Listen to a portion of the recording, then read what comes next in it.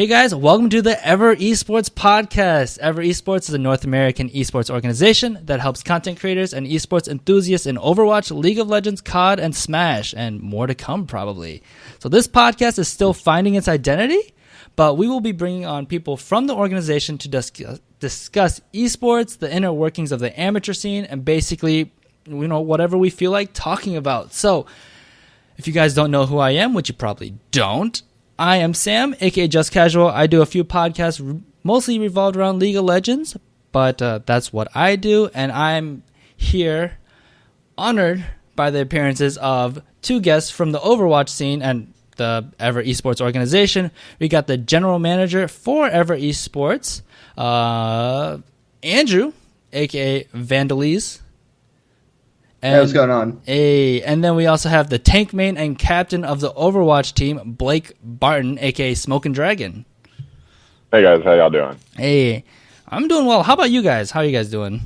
I didn't sleep much, but I'm good. Sorry, go for it. I'm doing pretty good this morning.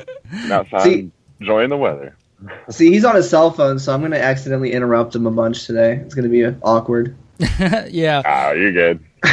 Yeah, we're good. So yeah, like I said, we're still finding our footing with this podcast. We'll see how things go, but we're all excited to talk about what's going on with esports and especially the amateur scene, and specifically today, mostly the Overwatch scene. So let's start off with some introductions. Let's start with Vandal. You want to go first? Sure. My name is Vandaleese. I am the general manager of Ever Esports, a founding member as well. I basically manage all of our rosters. I manage our content creators. I make sure people find their tournaments and get to their tournaments and everything in between. Yeah, that's basically it. That's what I do on a daily basis. So why don't you tell us about how you got into Ever? Like, what was your journey getting into Ever Esports? Okay, so originally I was an Overwatch player for a while for a bunch of different organizations. And after I left my last organization, I took a little bit of a break, and I wanted to get into streaming. So I contacted a organization known as Rose Noir Esports that sadly closed their doors this year, which is unfortunate, but that is our scene, unfortunately. And Ever was working there as well, helping them grow their branding and whatnot, and Ever basically managed me eventually. All the other streamers on the stream team basically quit, and I was the only one constantly streaming. And one thing that Ever really instilled in me and everyone here at the organization was community.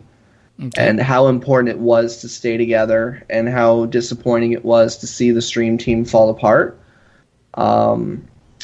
So we've basically, as an organization, have made our top priority being a part of a community. We message, all the new organizations that come out, because God knows there's a lot of them. And we give them the best of luck. We let them know, hey, you need anything, we'll do our best to help. But basically, eventually, I started playing PS4 with Smokin here and a bunch of other players. Kixio, who is still on the team as well on PC. I started playing with them, and we became super close, good friends. We went to DreamHack Austin recently. We all met up. Cool. Yeah, that was awesome. Pretty fun trip. Eventually, though, Rose Noir, unfortunately, was starting to burn, and I hate to say that on a podcast, but it's gone now, so whatever. It started to burn, and basically, he took our roster, and we created Ever Esports. And 8 months of hard work, we secured 3 investors, invested a lot of money into an application that I can't tell you guys about. And a huge touring tournament for Overwatch that we will be sponsoring. A bunch of awesome things are coming out, and we couldn't be happier. Cool. So what about you, Blake? All right, well, my journey to Ever Esports started a long time ago with Ever himself. Ever's a close friend of mine. We've been friends for about 15 plus years. First started playing Halo together. We go to all the little GameStop tournaments, everything like that around the little Tarrant County area up in Fort Worth. I would do that with him, my brother, and our buddy Bob. And after that, it was lost contact with him for a little while because I moved down here to Houston. We finally got back in contact with each other, and he asked me if I wanted to help out with playing for Overwatch for PlayStation 4 at first, and I was like, you know what, that's something I want to do. I'll jump back into it. Before I did Overwatch, I played Counter-Strike. Did Cal tournaments a lot back in the day with Counter-Strike. Mm-hmm. And so I knew somewhat about the pro scene and the semi-pro scene from it. Like I said, asked me to come on. We came on. We started playing for Rosenwar. Then Rosenwar ended up shutting down, and Ever asked me and my brother Vandal one night, hey, y'all want to go with these guys, or do we want to start up our own brand? And my response was, look, I feel like we'd have more control with our own brand than having to worry about another person's name. So I say we go with our own brand and see where it goes. Nice, cool. And that's where we're at now. Cool, awesome. So what is it like, Blake, so you're the captain and tank main, right, of the Overwatch team? So what is... Yeah, what's it like being a captain of the Overwatch team? Being a captain is a little bit different because you got to give a lot and take a lot with the guys. Okay. You want to make sure that everybody knows that you're pretty much in charge, but at the same time, just because you're the team captain doesn't mean you're going to be the shot caller during playtime. Okay. Different people have different roles. Like me, I'm better at getting everybody's information, getting everything that they need to like Ever, Vandaleese, everybody like that. That way we can get all their graphics done and take care of that side. Scheduling, practices, everything like that. As for me actually doing shot calling in game, I'm not the greatest at that.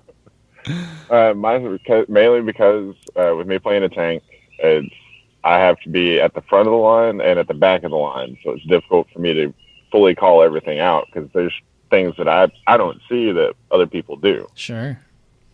And so we end up having to have normally either our DPS, our flanker DPS will do call outs, or one of our healers will do call outs. Gotcha. That way we can actually still maintain everything. Cool. So yeah, it's interesting because even as a captain, it's not just like I'm the captain of the team and I only focus on like within the team and game stuff. You're actually kind of the communication between the team and the rest of the organization for everything that your team needs from the org, right? Yes, sir. Cool. It's whatever we need from them. I work on getting taken care of, and whatever they need from us, I get it knocked out as quick as possible for everybody. Yeah, so you're like Team Daddy.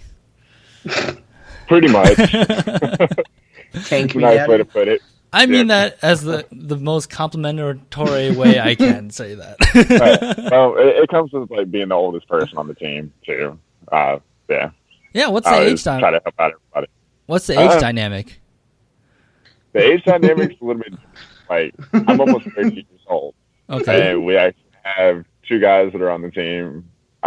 One guy is 17, and the other guy is 16. Oh, He's wow. about to turn 17. It's all over the place. So the age dynamic is kind of out there a little bit. Sure. Vandal, it sounds like you have some stories or like issues, or not issues, but you got some good stories with the age dynamic, huh? No, it's you have to manage. Like for me, like especially when his brother was on the team as well. You know, they are older than me. I'm 20 years old, so whenever I'm communicating with them, I definitely have to do it a lot different than I would someone my age or younger. Okay. Because, I mean, he's older than me, a lot more experience and whatnot. It's kind of weird having a 20-year-old telling you to get the fuck online. So, but I mean, they're really cool about it. I've definitely overstepped some boundaries in terms of communication over my times of trying to learn. This is all brand new to me coming into this. But, he and his brother have been nothing but respectful to me and have helped me along the way. Same with Ever. Yeah, it's definitely interesting. And being a manager, you have to manage everyone individually in general, and then whenever age and experiences and different life comes in, it's just a whole mental note of each person. And sure. So, but yeah. Yeah, I think it's really interesting because you have so many. The age gap is very. It's large. And then as someone that has to deal with all these different players, especially someone like a captain role or a general manager where it's not necessarily just within the team and playing together, I can only imagine that you really have to know how to work with people. And like you said, you've overstepped some boundaries. Things get kind of weird. And I will say, though, that whenever I listen to all their comms of all of our teams every once in a while, take notes on, the improvements, you would never tell that age was the aim in general. Our Overwatch team, a lot more than our league team, actually, and our league team's been together longer, is the Overwatch team is so close-knit already that it's all jokes and all seriousness at the same time. Nobody's questioning anyone, and it's just they're dominating right now, and we're so proud of them. Cool. Comes to team building exercises. Team building exercise. Yep. We normally take one day out of the week and have it dedicated to us just actually goofing off, having fun as a team. Like, not even playing Overwatch. Just awesome. We'll go out and we'll play little mind games. Like we'll play Cards Against Humanity or different stuff like that. Why am I not invited to this? I need stress relievers. I guess I'm not on the Overwatch. It's Overwatch privilege. That's funny. So we've kind of touched a little bit on this, so I want to make the next topic of discussion about this. What's it like working with one Ever as your CEO? Or is he CEO? Yeah, he's CEO. It's named Ever Esports. Yeah. And then how is it working with like the organization as a whole of Ever Esports? I mean, you guys touched on it a little bit. Let's go deeper into that. To be official, Ever is the best boss ever, and no pun intended. And that's not me saying that for job security of any reason. No, but it's really good. Hasn't been around too much lately, so we haven't really gotten to touch base on everyone. But he works so hard. Like, I'm in a non-disclosure agreement. I believe SmknDrgn does as well. Non-disclosure agreement contract that we have to sign, saying that we can't tell anyone a lot of the plans that are coming up. In the background, he is It blows my mind, some of the things that we have coming up. We will probably not be in the amateur scene for long. Ooh, that's exciting. And he works. How he pulls it out, I'm not sure. Not sure. Now that he does, he works 10 to 12 hours a day, and then comes home and does all this for the org. Like, you cannot ask for a better org owner than him. Seriously. I mean, no kidding. His wife helps him out a lot, or his fiance, let me rephrase. They're not fully married yet, so. Not yet. But no. You wouldn't know that by Facebook. Yeah, she does a lot of the She posts nothing but weddings, though. That's funny. The org would not be where it is right now. No, God, no. And like, we're near it. His knowledge of esports is actually a little bit scary. Like, he's been in the scene. Like, he was a professional StarCraft 2 player. And so, like I said about community or whatever, and communication, like back then in the original scene in like the early 2000s and whatnot, when the gaming pro scene was so small, like, and like when he was shoutcasting for StarCraft 2 as well, as like, you can see like all the experiences that he's had, and it's crazy. And we better get a raise for this. To a nice point. Nice. Nah, it's been great. Yeah, if you guys are curious a little bit more about Ever, on my other podcast that I host, the League of Legends Anonymous podcast, we had, I think it was League Community episode 11 or 10 or 9, I don't remember, but there'll be a link somewhere in the description. You were on. I knew your voice sounded familiar. Hey, recognize. Woo! All right, game over. I'm done. We had Ever come on, and he talked about his organization. I think he made some drops on some new information that we may be hinting at because we're not sure exactly what we can say right now, but we'll leave that up to Ever. Check out that episode. It was a really good one. I think we had a lot of people saying good things about that, and Ever is a great character and personality as well as just a good guy. So let's jump into the amateur scene, and I kind of want to link a point we talked about here. Like, Ever works really hard. He's a great guy. Now, in the amateur scene, which is super volatile, super new right now. Yeah. Is that is that really good enough to just like make it? And I'm not exactly sure what making it is. So let's touch on that. Well, the amateur scene, I like to think of it as a really bad wet dream. You know, you're happy you're having it, but at the same time, you never wake up. So it's a never-ending loop for a little while. It's literally without structure, without investors. Skill doesn't matter anymore in these games. It really doesn't, especially in League of Legends. Like with this new partnership deal, any Diamond Plus team that, you know, slowly progressing to Master, slowly progressing to Challenger, their dreams are dead unless they get like a lot of exposure. You look at people like I Will Dominate and I'm a Cutie Pie on their live streams highlighting these high-end Challenger players. Only then, in front of like 20, 30,000 people, do these people start to get noticed. The amateur scene for League of Legends is going to be really hard for people to do. Like, I see. And like, it's blunt and it's honest. It's sad. It really is. Of course, the amateur scene for Overwatch, it's going to be a little bit different. It's more so it's who pretty much puts in the most effort. When you say who, are you talking about the players, or are you talking about like the staff and org, or both? The players, pretty much. Because if you have a good staff and org like we have, like with Ever, it's you don't have to worry about the org side of it as much because they're going to be there no matter what. They're going to have your back. They're going to push you, especially with Ever. Ever has been the one that's been pushing us the hard. Like we went into Overwatch contenders, and granted we got knocked out on the first day, but we made it 3 rounds in. Yeah, which is really good. They were playing. Yeah, all of like a week and a half, almost 2 weeks of practice. Yeah, they were part of. This is the current roster we have now, and they were together for a week, and they beat like a high-end Grandmaster team, which is pretty insane. Once we went up against, there was 2 top 500 players on the opposite team, and that's even then we still lost, but we didn't lose badly. We were still able to maintain. I mean, you guys were happy with the results. Like, it doesn't matter if it's a win or loss. Like, the way you guys performed with what you had, you're really happy with that. Oh, yeah. Awesome. Since then, we've done nothing but grow. It's we actually have a guy that made it into the top 500. Cool. I think he's ranked like 289. Yeah. So, that's Yuna. He's the youngest Shout one out on to the Yoon. team. But he makes a lot of things happen. He's a good playmaker. Like, yeah. Very dedicated to the organization as well. Gotcha.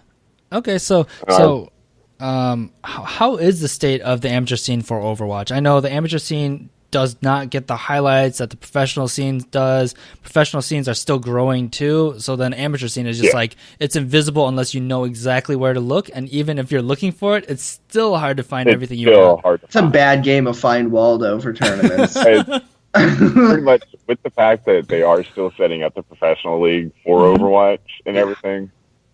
The amateur league, it's there, but it's not really an amateur league. It's kind of like a amateur free-for-all. Okay. So what does it look like? It's you have your weekly tournaments that you can go to, and eventually with those you can actually get like we do Battlefly, and they have weekly tournaments on there. Okay. Once we get done with those tournaments, it's like I said, every Monday or Tuesday they'll redo the tournaments, and that's where most of the majority amateurs will start out at. It's a website like Battlefly. Free agents too. People who aren't on a team can find people to play with for them. Okay. Yeah. So it seriously is a free-for-all. There's anyone just trying to find anything competitive to be a part of, right? Right now. Yeah. Okay. Everyone wants a piece. Is pretty out there right now, especially compared to like ones like from like Counter-Strike, where whenever I was doing Counter-Strike, it's, hey, this is the organization, this is the team, these are your teammates, this is our practice schedule. It's 6-7 hour practices every single night.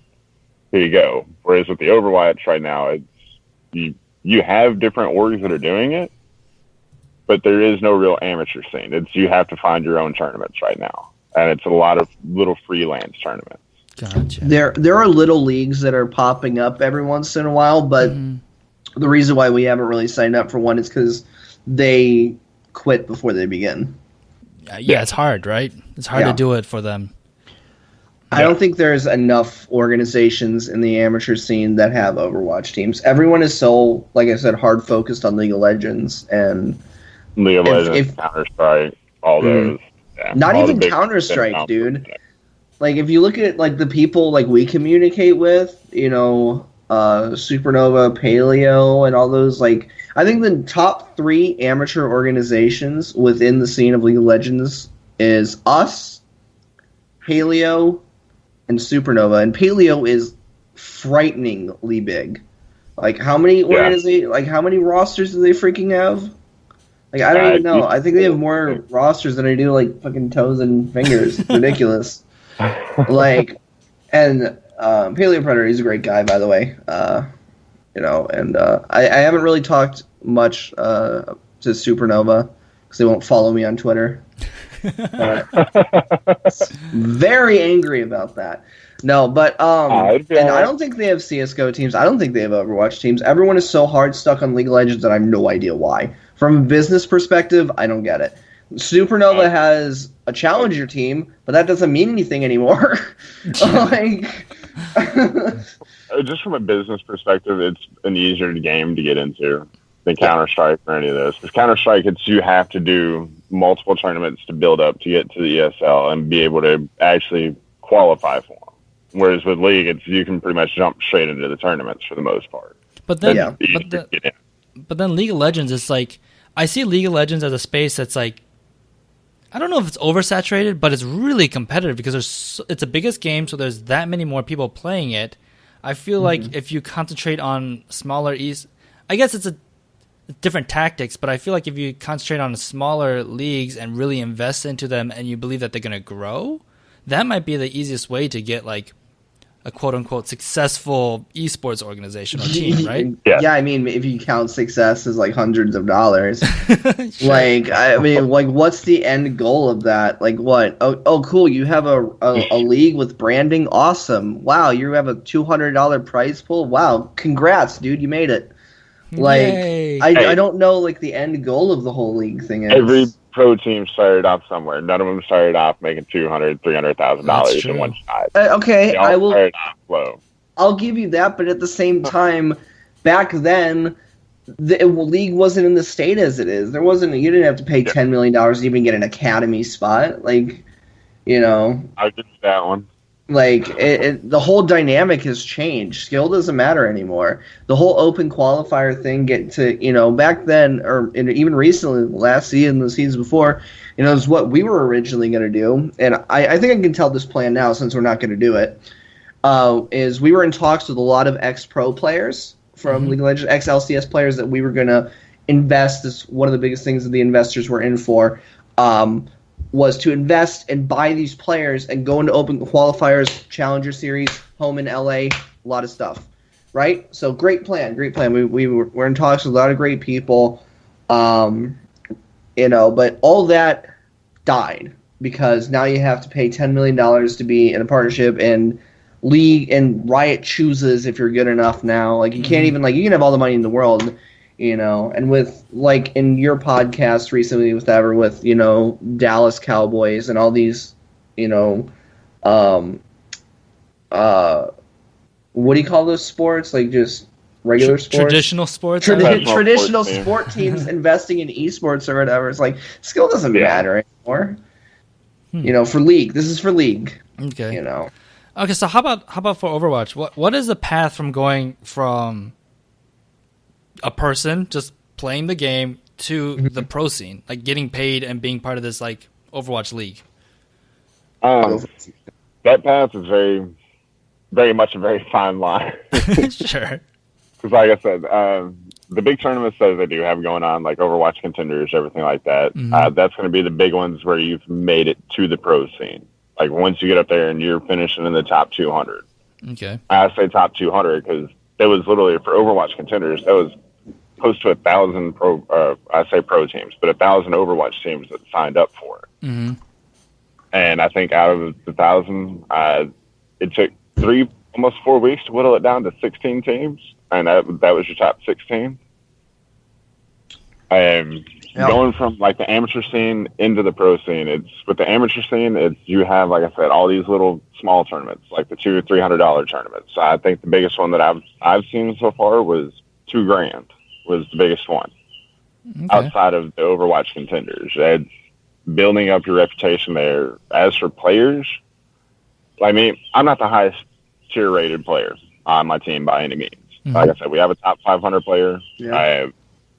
We have multiple platinums, and we have a diamond, and then you have me, and I'm a gold tier player. I'm the lowest tier player. Which is so weird because, and like, you think about how low ranking it is, and then you see that, like, our guys' success rates versus, like, Master and Grandmaster people, and it really shows that, and with Overwatch, I do believe that skill is still a huge factor, and that, you know, you don't need all the marketing, and you don't need all the money to make it an Overwatch. I think it's still a very skill-based thing, because you have stuff like contenders. Communication. Yeah. Communication is the big one for Overwatch. It's Yeah. because you have so many flanker characters. You have so many characters that do have one-shot potentials that can completely come in and mess up your entire game plan by killing your Mercy early. Mm-hmm. Like I said, it's one-shot kills. So having the communication, being able to turn and peel the way that you need to, it's a lot to take in. So is Overwatch is not a game where one person just being massively really good at the game can just like carry a game 1v12? There's 6 players on each team, right? 1v12? Yeah. Yeah. 6 versus 6. I don't know. One player can do a lot of work, but one player cannot carry a team. Okay. Depending on what level you're talking about. I mean, if you're like you had one like DeFran, like I was saying earlier. DeFran was one of the top number 1 players for Selfless. Like, this guy was an amazing carry. Like, you give him Tracer and he could pretty much carry just about any team out there, as long as his team was halfway decent and halfway competent in what they were doing. And he would have no issues. So, I mean, you have guys like that, but those are very far and few in between. Okay. So I forget his name, and kind of ended up the same way as, and it's really unfortunate that his career died so quickly. He was like a top 200 Widowmaker player. You remember this guy, dude, who just like said the N-word like 76 times? Yeah. Like, what? Like that. Like, it was some weird name. It was ridiculous, but it's stuff like that that's actually kind of sad.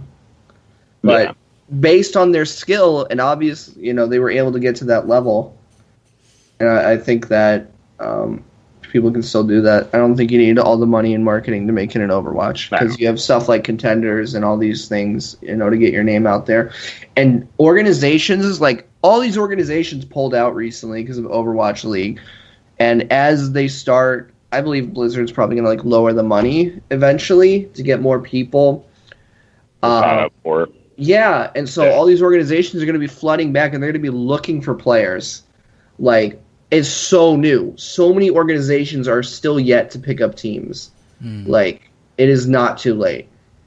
No. Cool. Well, that's exciting. So, still one of my favorite teams by far is still going to be Immortals. They're still going to be one of my number 1. I have not watched them a lot. Why is that? I like Energy. Their team synergy, it's very, very one-sided whenever you're playing against them most of the time. The only team that I have watched was it was not one-sided. There's 2 teams. That'd be Rogue and Selfless when DeFran was on there. Selfless came in, and Selfless actually had the Immortals spawn trapped to the point of where they could not come out of their spawn door. It's once they would get the payload moved to a certain point, the check load would change and their spawn base would change, and they'd run in and wipe them and meet them back at their spawn door and just sit there. That's brutal. But with the Mortals, it's the way that they transition and change out players. Like Grim Reality is one of their main DPS players.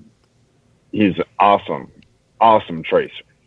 I mean, by far, Tracer and Soldier are his 2 best characters, but with the way they're doing it now, they actually have him playing Zenyatta and doing shot calling, and everybody else rotating around, and like they just the synergy that they have. They can actually switch off the characters, and it's not, oh hey, this is it for me. Like they actually make sure everybody can play every position, which is something that a lot of other teams don't do. It's, hey, if that's your main, that's your main. Like that's what we're gonna have you play. Mm-hmm. Yeah, that's with them. It's, Okay. It's something that always stuck out to me with them. the same way with their Counter-Strike team. It's you have different guys that'll post up and be ready for a B take, but then you have one person that'll come in and just wipe the floor with everybody. Sure. Yeah, you have to worry about Counter-Strike in that fast. Like, gotcha. So, to finish off this like amateur scene stuff, what do you guys think is the future of the scene, and like, where do you think it's actually gonna go, and what do you guys hope it? Where do you guys hope it would go? I don't think. I think it's pretty much stuck. For right now, until they actually get the Overwatch League sorted out, yeah, it's gonna be kind of stuck right now with contenders and like all these self tournaments. Pretty much, you have different groups that throw in together to actually throw bigger tournaments, but until they get past that phase and they actually get different people to sign for the Overwatch League, everything like that. Like I said, it's for the Overwatch League, it was supposed to take, I think, a total of like $25 million to get it all up and going. Yeah, that's like over 2 times more than League. Yeah. So I mean, hopefully they get it going to that point. If not, I would like to actually see them kind of dial it back and go ahead, lose some venues, and just get it going. So that way, once you get it going, you can get it bigger. You don't have to. You have stuck at a small stage. It's get your foot in the door first, man. Yeah. Like, yeah, sure. Don't try to overwhelm and just, hey, here we are. We're going to be like the biggest. No, you can't do that, especially with esports. That's not how it works. I don't think the amateur scene for League of Legends will progress any further. I think what we have is what we have. For League of Legends or Overwatch? Yeah. Okay. Then for Overwatch, no, Overwatch is still very open. Gotcha. So let's say 5 years from now, let's say like Blizzard has their situation like figured out, they're growing, they have their base and they're growing. Like, what do you guys think would be great for the amateur scene? Like, do you think the amateur scene can have like decent salaries for all their players, or do you think it's still going to be kind of scrappy and like? No, I don't think I feel anyone like it's going to be kind of scrappy. Okay. Yeah, I don't think they'll have a consistent basis for the amateur scene. They'll have the semi-pro and the pro scene, but that's the amateur. The amateur, you're still probably going to have to go out and find your own tournaments for it. Yeah. Unfortunately.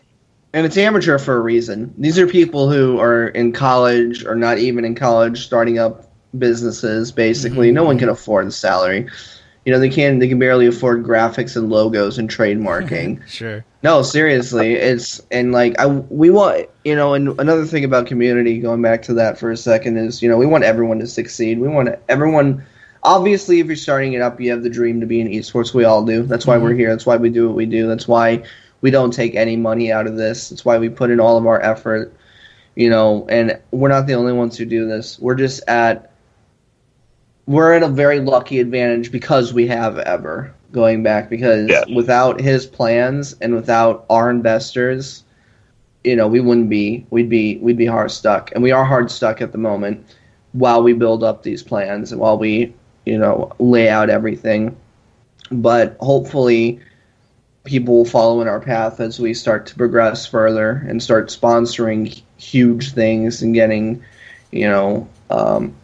higher levels of things, you know. Do you think... No. Oh, go ahead.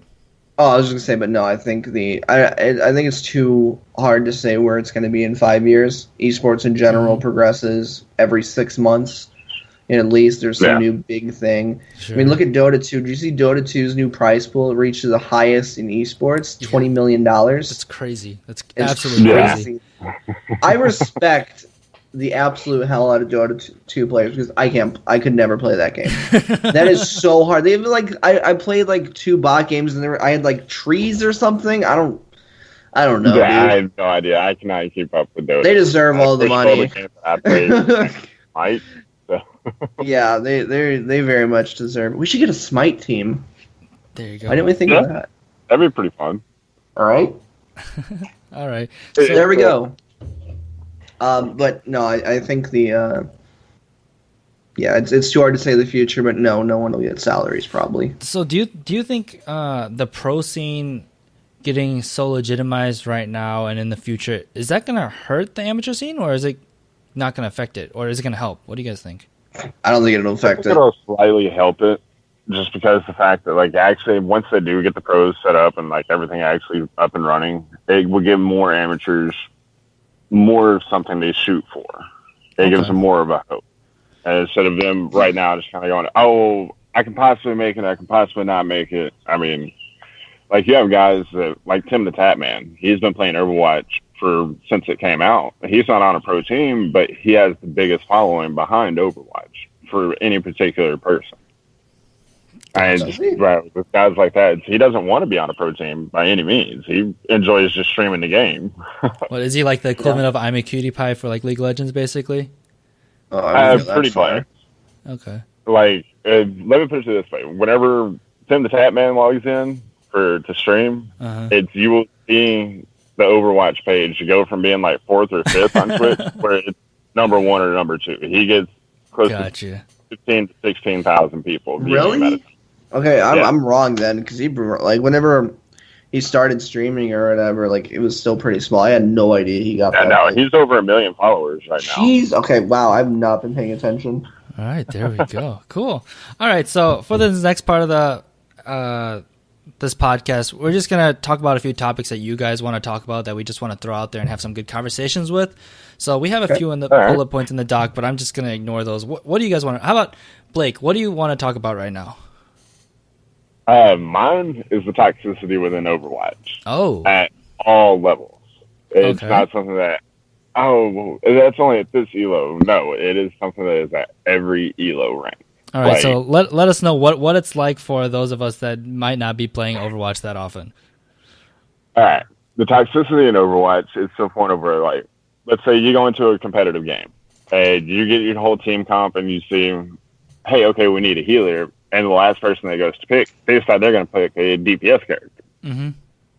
Well, hey man, can you go ahead and like go to a healer for us? Like, you're the last one to pick. If not, if you want to play off tank, I'll switch and I'll play healer. Yeah. You know what I mean? Trying to be respectful. And then you have them start just yelling, cussing at you. Well, you're just throwing them because of this. Like, and you're like, okay, hold up, man. All I do is ask you to change characters. So, like, that's all. That's it. Super number 1 Hanzo main.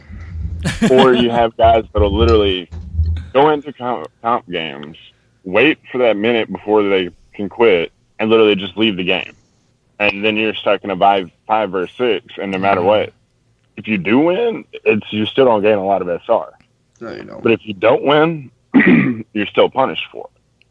And that's all because this guy wanted to come in and just leave. Sure. Or you have guys that'll literally stand there at the edge of the map and just jump off the map repeatedly. Okay. Or just go and stand in front of the enemy and give them ult charge. Like, the toxicity there is really, really bad. Overwatch has a weird dynamic that increases toxicity. The two big things is you can, well, except in competitive, but like basically you can play any hero you want, you know, whatever, you can choose whatever, and you also have mic communication. Yeah. Like those two things together kind of fuck everything up, like pardon my language, but that's just like ingredients for a horribly toxic game. I mean, I love 12-year-olds like talking about my mother. Like that's I the do, best part about online games. These months, dude, summer break, it's fantastic. I logged in, dude. First day of it was like June 3rd or whatever. I started playing Counter-Strike because we're working on getting a roster for that, like I discussed earlier today. So I've been trying to learn a bit, accurately manage people or whatever. And I logged into a game. And you knew it was summer break when I was instantly called you're going to have to bleep this, probably a faggot. And then people screaming and singing My Shiny Teeth and Me by Chip Skylark from fucking Fairly Odd Parents on Nickelodeon. It was just it's so bad. And so many CSGO players and League of Legends players. League of Legends is also really toxic. That shows that microphones are not needed to be like mega toxic. And so you get Counter-Strike players and League players, and you put them all into a new hyped-up game in esports with the two qualities of having a mic and, you know, freedom of choice and characters. It's awful. I don't even join team chat anymore. Like I said, the second that you ask somebody to change the character on Overwatch, oh, well, you're being toxic. I'm like, okay, hold on. I'm being toxic for trying to straighten out our team comp to win a game in a competitive setting. Hey, man, would you How play does that healer? make No, any you play sense? healer. Yeah, okay. Yes. Okay. I picked first, but sure, yeah, I'll change. Why not? It's like an insta-locker. Give me Zenyatta, I'm gonna feed. Yeah. Like, the toxicity level is pretty high. Like, I was very, because I'm coming from Counter-Strike. Like, Counter-Strike has its own toxicity level. Mm-hmm. It's nowhere near as high as the Overwatch. Like, It really is. their version of toxicity is like, hey, you're in the middle of playing comp and you're trying to listen so that way you can hear where the bomb is, or if you hear the guy next to you in like tunnels or wherever. Uh-huh. And they'll just sit there and just talk really loud. Just Start to mess with you. screaming. Yeah. Yes. So just that way they can't hear. Oh, you're being a super tryhard. Look at you. La, la, la, la, la, la, la. Like, they do stuff like that. Like, it's a different type of toxicity. Like, that's more of like a joking, having fun type of troll compared to with Overwatch. It's just toxic. Gotcha. I mean, everybody's screaming at each other. Like, even with Tim the Tapman, like I said, he's a big streamer, but the toxicity level that he produces by himself is pretty high up there.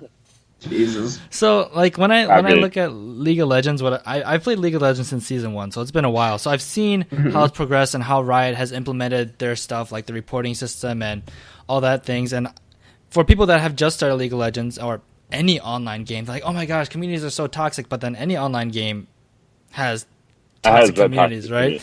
And I've seen become too competitive. Yeah, I've seen League get a ton better, like 10 times better. Still, people are like, oh, it's so toxic. And I'm like, oh, this is great. I only have a feeder like 1 in 10 games. This is awesome. But then, so what is Blizzard, what has or are Blizzard doing to like help with its toxicity? To help with toxicity, like, perfect example is going back to the Defran case, where this guy who's on a pro Overwatch team, very highly ranked nonetheless. Like, they were number 3 seed before this all happened. Would seriously go into games, purposely throw games, would have people go on, try to throw their games while he's streaming. And Overwatch ended up banning him. Blizzard ended up banning him from competitive play. Like, hey, you're not allowed to compete all this season. And null and voided their contenders placements, everything. Like, they got pulled out of the big tournament that was happening right now just because of that. They have the report systems. Like, since the report systems have come in, I have seen a little bit of it being better. Not a whole lot, but there's still a lot of feeders. Purposely feeding and purposely like throwers and levers are the two big ones right now. Gotcha. Because whenever they go in and do it, but Blizzard is also taking steps to counteract that, and they're setting up an algorithm that the more that they do that, they'll either get placed in games with other throwers and levers, so that way everybody's You just make everyone even more angry. Yes. Or they're gonna start banning people for throwing and leaving, like purposely doing stuff. Like, Another problem is people just keep playing. Step. What is that? Yeah. Another problem is people just keep playing. Like, you have a really bad game or whatever, and then they instantly re-queue up, and it just instantly, and then they start talking shit. Like, you can even like say something in a bad tone or whatever, and it just offsets your entire team's morality. Yeah, everyone's just ready to be on the defensive, right? Just because the whole environment feels toxic. And that's because everybody will be right there real quick. Because everyone wants to be the fucking best of the game. Everyone wants to progress in rank. You know, nobody wants to be that big playmaker. Yeah, everyone wants to be Seagull. Yeah, it's ridiculous, man, and it's just have players that do the actual team components of it. So that's the reason why you have guys like me that are like, hey, you know what? That's cool. I'll go ahead and take that role since y'all don't want it. I'll happily fill that role. That's also and that's also why our Overwatch team is doing so well. Like, he's a gold player, but he can land his shit. And, like, they set stuff up. Like, he doesn't even have to have, like, the highest score or whatever. If he lands his hook on Roadhog or whatever, the whole game changes. Like, our team's synergy and communication is so good, it does not matter their ranks. Yeah. Nice. So, and I say that 100% genuine. Like, it's true. Yeah. Look for us. So, Blake. Good speaking of, go ahead. Oh, yeah, sorry. So, do you have any tips for anyone that's listening to deal with the toxicity in Overwatch? Honestly, the best way to do it is if somebody is being toxic, mute them. I mean, I know getting around it. There is no shortcut. The best solution is just to mute that one person. You can still make it work with 5 other people or 4 other people, but you cannot. If you have a toxic person, just mute them. It's their whole goal is to make your day as miserable as theirs. Sure. And they'll bring it down any way possible. Yeah. Cool. I mean, it's something that I've recently just started doing. Beforehand, I would get tilted. I will not lie. I was somewhat of an angry person. Yeah, it was pretty bad when we were on PS4. Yeah. It was pretty rough there for a little bit. But it's something that, like I said, picked it up from actually one of the other guys, a guy named Zephyr that's on the team, one of our support players. He'll let all of us go into the chat first and let us test the waters before he comes in. That's if he even comes in. So that's funny. All right. So how about another topic? Vandal, you got anything for us? Yeah, managing in the amateur scene. Okay, yeah. Which is very interesting.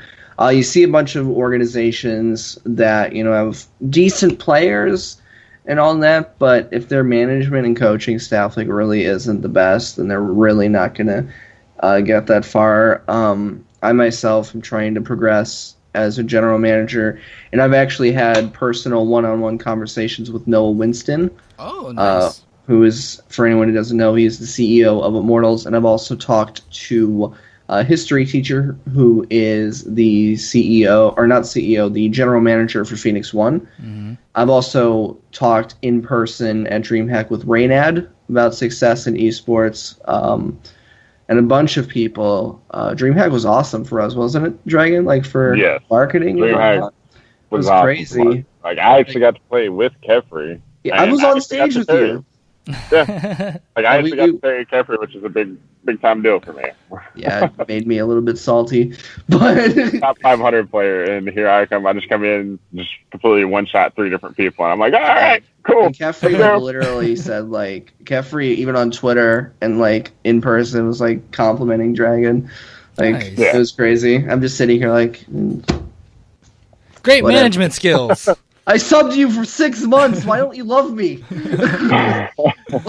But no, and one of the biggest things that those guys told me, and for people that want to make these organizations and get all the tips and stuff, is something that Noah Winston said to me was the 2 key things is psychology and health, nutrition.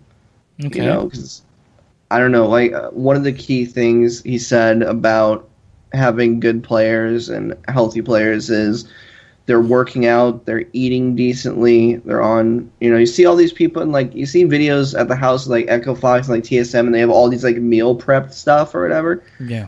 People have no idea how much nutrition really affects your brain and really affects your mental state and how you play, your mechanical skills. It's all in your brain.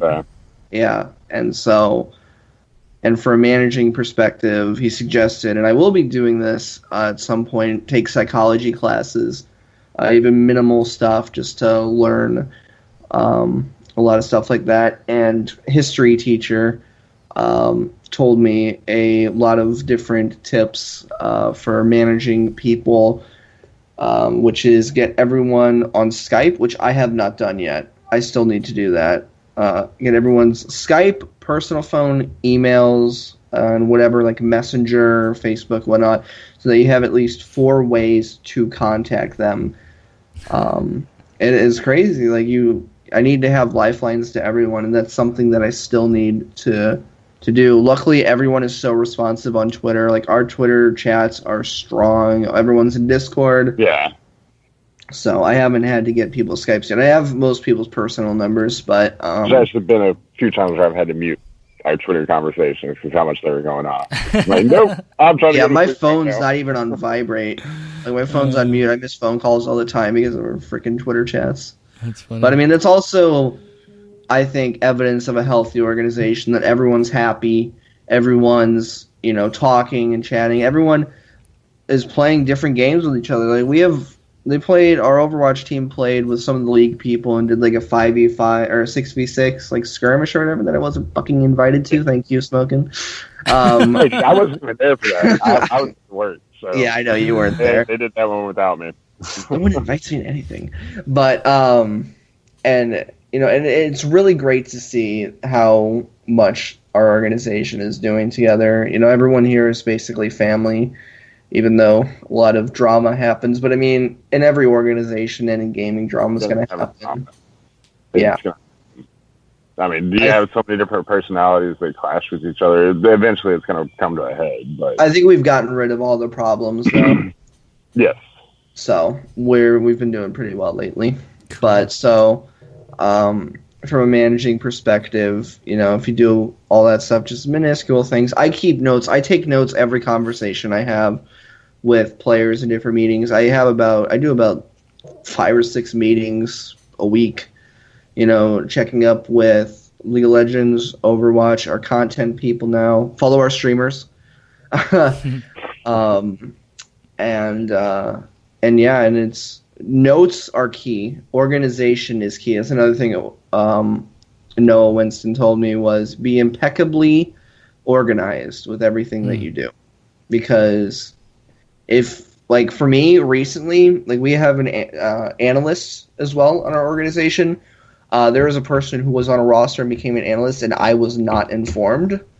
Not going to rat out anyone, but that was a giant piece that was not in my notes, and stuff like that can topple everything. Like if you don't know what every person is doing within your organization, then everything falls apart. Sure. So anyone out there who's trying to manage or whatever, take notes, be organized, have everyone's contact information, learn how to manage people's personalities differently, like we discussed earlier with the age difference. And you can't be like, you gotta figure out what works for each person. Yeah, and it's all about one of the biggest things that I've learned is find good things in the conversation to talk about. Like when we were losing a guy that we got back, his name is Pacey, and we love him in the organization. He was going, I think, China for like 5 weeks or something.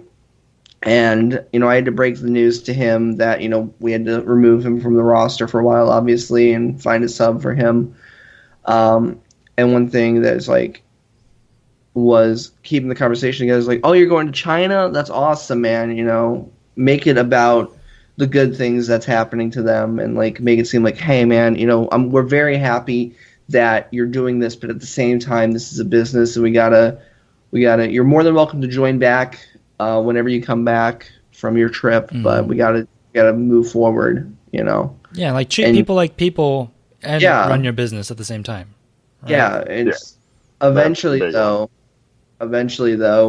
for continuous, and there's a situation at the moment of people that just kind of are running out of things to do. You have to just start distancing yourself from feelings and treat it as a business. Because we have investors, we have a lot of money that is going to be poured into us and a lot of expectations for us, and we cannot, in some situations, let, you've been around for a while, but at the same time, you're just hanging around, not really doing anything. We're going to have to cut you loose type thing. Yeah, it's interesting because I feel like a lot of people think that just creating something like an org or even like a podcast, it's just easy. You just do it, and they don't realize that there's a lot of work to put into it. Yeah, there's a ton of stuff to be doing. You have to manage things. You have to go through the grind. There's so much mud and dirty waters that you have to get through to actually get the content in front of people, and then you do it for like a year, and you see very little results sometimes too, and you just have to continue with the grind. And I think people that join teams are like, hey, let's even with League of Legends, I'm like, hey buddies, let's play a ranked 5s game just for fun. And even organizing that just for fun is hard in itself to get everyone's schedule. So there's a lot of seriousness to get things moving, organized, and productive. It's so difficult. I know I was very surprised because, like I said, everybody else on the Overwatch team They're either in school or they work very limited. Like, I'm the only one that has a full-time. No, Zephyr has a full-time job too. I take that back. Me and him. I work up at the hospital. I work overnights at the hospital. It's very difficult to balance making sure I'm there for practice on time, everything like that. Because we're working with the hospital. There's times where I get called in and I don't have a choice. It's, sure. Hey, you got to come up here. Yeah. Literally life and death. Yeah. It is, man. And so I know I'm grateful for the team that I do have and the org that I do have working with me on it. Mm-hmm. I mean, I'm still there as much as possible. But, yeah, getting everybody's schedules and getting them all timed out right, that's rough. Absolutely. All right, cool. Yeah, thank you for the insight, Vandal. It's really interesting, and hopefully, especially anyone that's aspiring to be part of organizations, especially whether it's general management or just like even something smaller, managing something. It's so important for all the topics that you talked about. So, all right, with that, let's close out the podcast. Let's start with Blake. Do you want to just plug all this stuff and just if any closing statements you want to give? All right. Go follow me on Twitter at Ever_SmknDrgn. Mm-hmm. I mean, that's pretty much it for me. I don't really have Twitch or anything like that, so mine's pretty easy. You got to get on that, man. You got to get your Twitch and stuff. A little bit too chill sometimes. Yeah, we'll have that information also in the episode description, so you guys don't have to remember it. And SmknDrgn, I think, is like no vowels in it, right? So it's not the easiest thing. But yeah. Do you really? Wait, really? Besides I know how you spell SmknDrgn. I thought you had an A. Okay. Well, nope. See. DRGN. I only type spoken because I don't have time to type out people's full names. Yeah, as a general manager, you got just shortcuts everywhere. Yeah. As half a person, 7 right? different chats. All right, so what about you, Vandal? Where can people find you and your stuff? You can follow me at Vandaleese GG on Twitter. I'm going to be streaming a lot more on Twitch, twitch.tv/Vandaleese. Huge. Hopefully this will be out before the 20th. Hopefully, if we can get at least this information out. Who knows? Might be too late, but we're doing a giant live stream event on the 20th for the Diablo 3 launch for the season. And my father is going to be there as well, so that'll be an interesting dynamic. All right. Or Vandalesse. But he and I used to be very, like, in the early seasons of D3, like top 500 Witch Doctor player, and wow. I'm excited to get back into the game and whatnot. So we're doing that. Hopefully have some giveaways to do. Of course, if this is past the 20th, this is all irrelevant, and I apologize. Also, check out the VODs. Check out the VODs, right? Check out the VODs. Yes. The internet. Yay! Yes. Success. Check out our There's something useful for everybody. Ever Esports, our YouTube, Ever Esports, and our organization's Twitter, Ever Esports GG, and make sure to follow the clever Ever, the CEO, the man that makes everything happen. You can expect a lot for him in the upcoming days. Congratulate him on getting married soon and whatnot. And that's about it. Hopefully, thanks for having us. Yeah, it's been a pleasure talking to you guys. Yeah, it's been fun. And again, I'm also Sam. You can find my Twitter it's been a long day. At JustCasual9. Yeah, it's been a long day, and it's only like 11 a.m. It's been a long day. 11 o'clock. It happened. I understand. Yeah, so at JustCasual9, and I think that's pretty much it for most of my social, like just JustCasual or JustCasual9. All that will be in the episode description. If you guys have any input for future episodes or things that you want to hear or for us to talk about, we'll be rotating people in throughout the whole Ever Esports organization. So you'll see these guys' faces eventually again, maybe more frequently than you'd want to. I don't know. These guys are pretty cool. I like these guys. And yeah, I like you too. Oh man, you guys just feed that ego. I just need it a little more, getting bigger and bigger. So again, any feedback will be welcome. Put it in the comments on our YouTube or just email. Well, maybe not email. Tweet us. Twitter is probably the best way to reach us. Any feedback or suggestions, things that you like, things that you hated, and stuff like that. Otherwise, yeah, that is it for the Ever Esports podcast. We'll see you guys. I don't know when, but we'll see you guys eventually later. All right. Have a good one, guys.